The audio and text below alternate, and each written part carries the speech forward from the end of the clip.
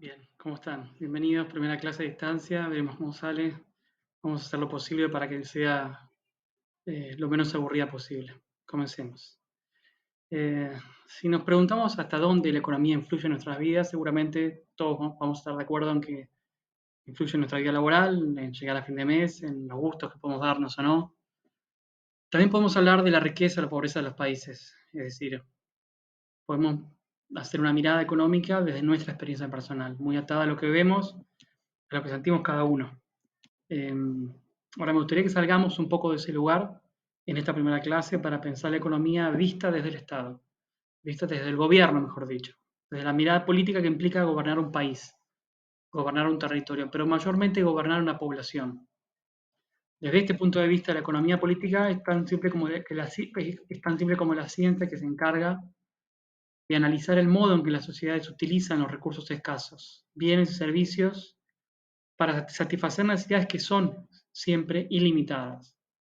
Pero más concreto todavía, de lo que estamos hablando es de estudiar el comportamiento humano dirigido o frente a la escasez. De manera que habrá comportamiento económico siempre y cuando se luche contra esa escasez de bienes y servicios. Eh, pero igual no solamente queremos analizarlo de forma, digamos, descriptiva, sino queremos ver las formas, además, las distintas formas que se adoptaron a lo largo del tiempo por parte de la política para gobernar esa relación entre las personas y la escasez. Y cuando digo gobernar me refiero a que hay que tomar decisiones, hay que saber qué alternativas son las mejores, o son en todo caso las que se usaron en cada momento, y se obtuvieron resultados diferentes. ¿Cuáles fueron los más eficientes desde el punto de vista económico? Es decir, con el menor esfuerzo posible, con el menor costo posible, se produjo la mayor cantidad de bienes y servicios para resolver o para intentar resolver la escasez. Por ejemplo, una pregunta de las básicas de la economía política implica preguntarse eh, si hay o no que decirle a los empresarios qué producir, para quiénes producirlo y a qué precio producirlo. Eh, Esa pregunta es en principio central del día de hoy. Es interesante que esa misma pregunta tuvo respuestas diferentes a lo largo del tiempo, en diferentes países, y que hubo cambios en la forma de abordar esa pregunta, ese problema, que incluso generaron muchos quiebres políticos, revoluciones, guerras, muertes. No es una pregunta teórica. En esa línea vamos a seguir una serie de pautas planteadas hace ya varias décadas por un filósofo francés, Michel Foucault, que lo tienen acá arriba, eh, que estudió la economía política y el derecho como técnicas del gobierno de la población, que interactuaron durante siglos para intentar lograr la mejor forma posible de gobernar esa población y esa relación con la escasez. Ahí puse que el mundo de las ideas como campo de poder y su evolución histórica. Esto que decía recién, los debates no son teóricos. Cada cambio en la concepción sobre cómo se gobierna la escasez implica que alguien recibe algo y otro no lo recibe. Que alguien recibe 10 y otro recibe 0 o recibe 1, con lo cual eso genera siempre disputas. ¿eh? Decía que vamos a abordar desde el punto de vista del trabajo de Foucault, porque él logra en su estudio un interesante diálogo entre la economía y el derecho. A esta altura me imagino que ya varios de ustedes podrán deducir que detrás de la pregunta que nos hicimos hay, como les dije, una disputa de poder. De poder respecto de quién dice a quién qué tiene que hacer. Acá aparecen el derecho y la economía como técnicas al servicio del gobierno, como puede ser la arquitectura o como puede ser la astronomía. Son ciencias, son técnicas que se ofrecen al gobierno para intentar resolver un problema. En tal sentido son equivalentes, son complementarias, son históricas.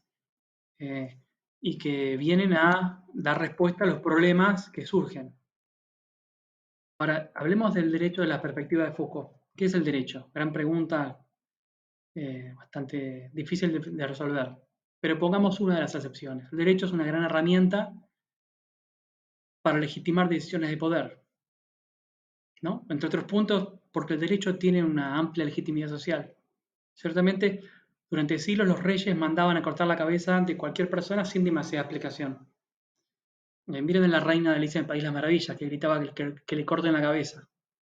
o El rey de las mil y una noches, de esa gran novela árabe, que cada mañana le cortaba la cabeza a la chica con la cual dormía, una diferencia cada noche, hasta que llegó Sherazade y le contó durante mil y una noches historias para que no se aburra y para que no la mate. ¿No? Todo, digamos, era siempre voluntad del rey.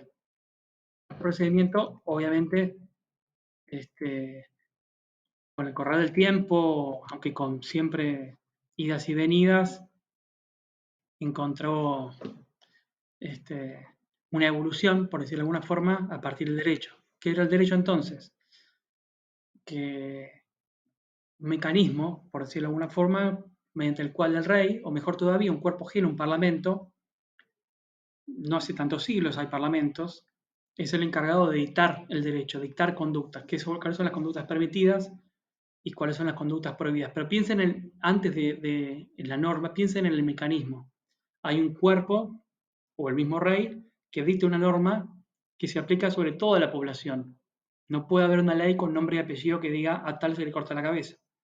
La ley, para funcionar, tiene que decir que se le corta la cabeza al cual cumple tal o cual conducta que será reprimida. Entonces el rey, el poder ejecutivo en una república o quien sea, se ocupa después de la parte sucia, que es aplicar la ley. Y por último aparecerá, pero recién en el siglo XVIII-XIX, el Poder Judicial, que interpreta el derecho y lo aplica al caso individual. Para toda esta maquinaria súper costosa de creación de normas objetivas que no tienen nombre y apellido y el mecanismo de aplicación después, es una maquinaria burocrática con miles de abogados, juristas y demás, y lo que hace en definitiva es darle al gobierno de la población un carácter legítimo. Hay un decreto de necesidad de urgencia y lo que sea que dispone cuarentena o que dispone lo que sea, pero responde a criterios objetivos previstos con anterioridad. No es que se le ocurrió a alguien hacer eso, sino que hay una jurisprudencia, hay todos mecanismos que ya están instituidos hace más de un siglo, que todos entendemos porque, que por no ser de la propia voluntad del gobernante hacer tal o cual cosa, sino que responde a un patrón aceptado por todos, es legítimo.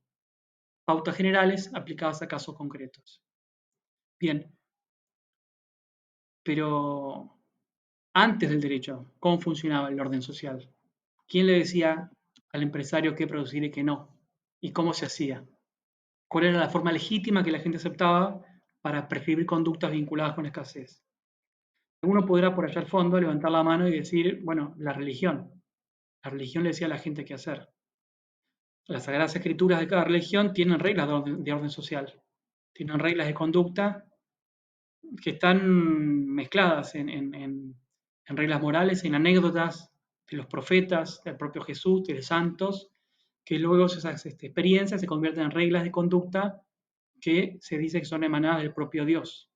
Así en varias religiones, no solo en la católica, digamos.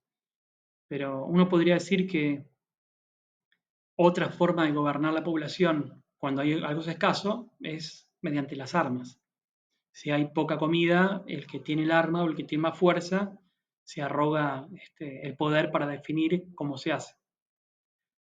También ahí hay legitimidad, pero podemos decir que la legitimidad vinculada con la fuerza eh, es menos conveniente, porque en todo caso tienes razón porque tenés razón porque tenés armas y podés someter a que piensa diferente, pero la, el poder vinculado con únicamente la fuerza es como un poder desnudo.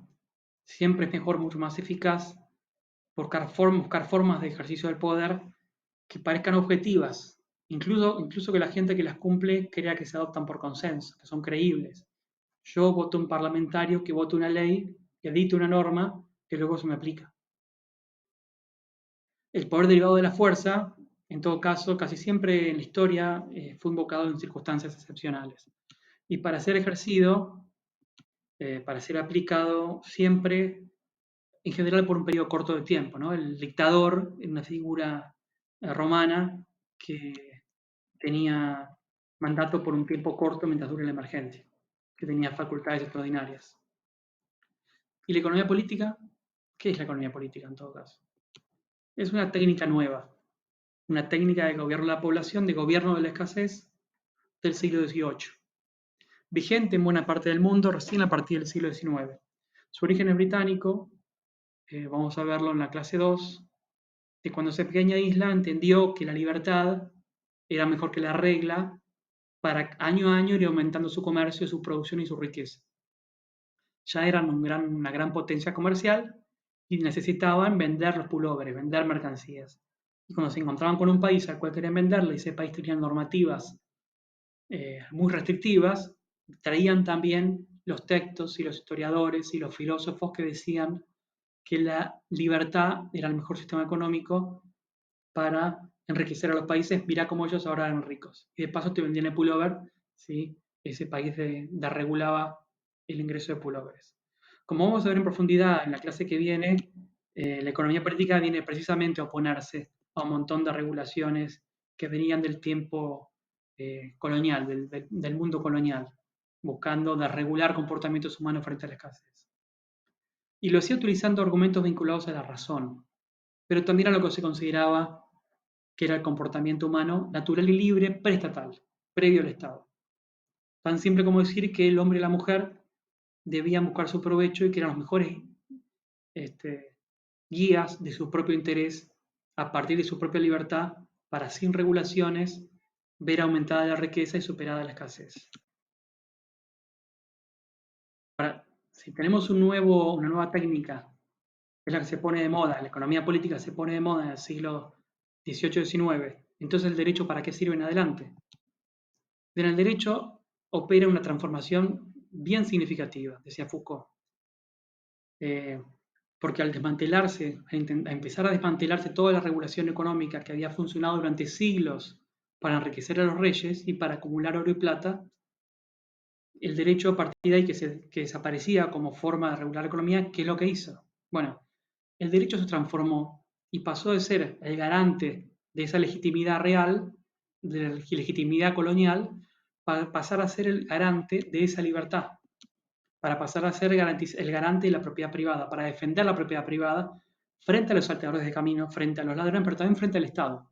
De manera que ese derecho que había servido durante siglos como herramienta para legitimar entonces el poder monárquico, hereditario, con origen religioso, piensen en los reyes, pasó a ser un mecanismo para resolver el conflicto entre el Estado y la propiedad privada. Bien, el rey, en el caso de la regulación propuesta por los liberales, por la escuela de la economía política británica del siglo XVIII-XIX, necesariamente tiene que tomar distancia, tiene que alejarse del fenómeno económico y retirarse de una regulación minuciosa como venía hace un tiempo, como venía durante siglos. ¿Quién va a garantizar que el Estado se mantenga alejado de eso? Y no, el Estado no confisque los bienes y demás, el propio derecho. El derecho pasa entonces, como dije, de ser garante de legitimidad real a un garante de la propiedad privada. Es una transformación sustancial. Y ahí aparecen las constituciones liberales del siglo XIX, aparece la asignación de derechos a particulares, la libertad de tránsito, la libertad de industria, libertad de comercio y demás, en una transformación súper interesante operada en realmente muy pocos años. Digamos que el derecho, en esta interacción con la economía, se transformó de una herramienta al servicio del poder celestial, del poder terrenal de los reyes, a una herramienta al servicio del nuevo poder, que iba a ser la burguesía, los dueños de la riqueza. Y en esta instancia, el nuevo mecanismo a partir del cual todas las decisiones económicas que antes eran minuciosamente reguladas por parte del Estado, por parte de las normas, por parte de burócratas, mayormente abogados, dispuestos a decirle a la gente qué podían comprar y a qué precio, pasaron a ser parte de la decisión individual en base a un mecanismo sofisticado llamado mercado. Mercado como instancia en la cual se encuentran, por libre voluntad y vocación, oferentes y demandantes, y a partir de un precio determinado definen una compraventa de interés mutuo. Vamos a dejar acá, pasamos al segundo fragmento y le dedicamos un poquito más de tiempo a hablar de mercado y el resto de los temas.